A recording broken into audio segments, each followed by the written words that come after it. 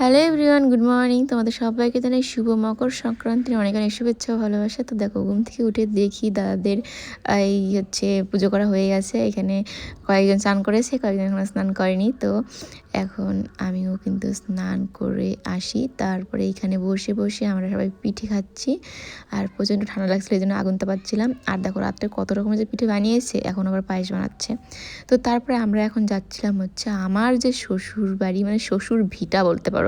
তো সেখানটায় পরশুদিন আসছি, এখন তো যাওয়ার টাইমই হয়নি, কারণ এখানেই এত সবাই মিলে আড্ডা মারছিলাম।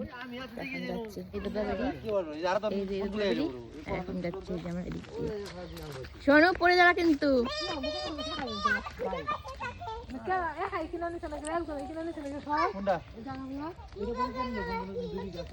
কি করতেছে?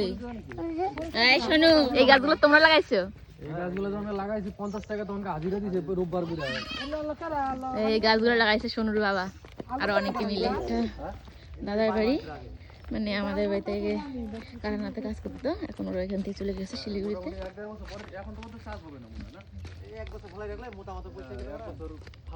বাঁশ গাছ দেখো, বাঁশ বাগানে ভর্তি।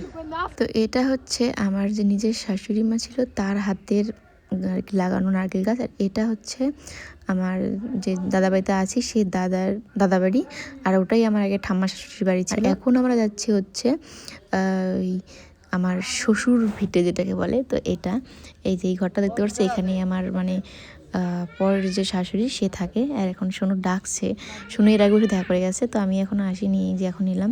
তো শরীর খারাপ, দেখা করলাম, বাড়ি গিয়ে শুয়ে আছে।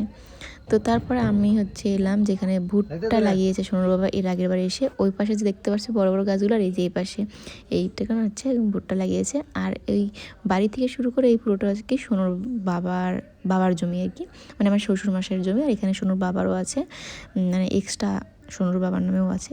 তো এখন আমরা এসেছি আমার বড় জেঠুর বাড়িতে। তো এই বাড়িতে আমি এর আগে এসে থেকেছি, বিয়ের পরে একবার এসেছিলাম। তারপর আমার শ্বশুরমশাই যখন মারা যায় তখন এসে থেকেছিলাম 20 দিনের মতো। তো ওখানে একটু গল্প টল্প করে তারপরে চলে আসে। এদিকে দেখো কি দুষ্টামি করছে, ও যে কি পেয়েছে এখানে এসে, মানে ওর মজাই আলাদা, এত ঘোরাঘুরি করছে। আর এইদিকে কিন্তু দেখো বাঁশ বাগানে ভর্তি। আমি যখন অনেক 7 বছর আগে এসেছিলাম তখন তো আরো বেশি ছিল, খুব ভয়ই লাগতো এদিকে যাওয়া আসা করতে, এত বাঁশ গাছ ছিল। এখন তবু অনেকটা কেটে পরিষ্কার করেছে যেটু। আর যে এখন যাচ্ছি আমরা আবার দাদা বাড়িতে। তো চলো, এই মিনি ব্লগটা এই পর্যন্ত। ভালো লাগে লাইক করে, দেখা হবে আর একটা নতুন ব্লগে। আমরা পরে আবার ঘুরতে যাবো। চলো।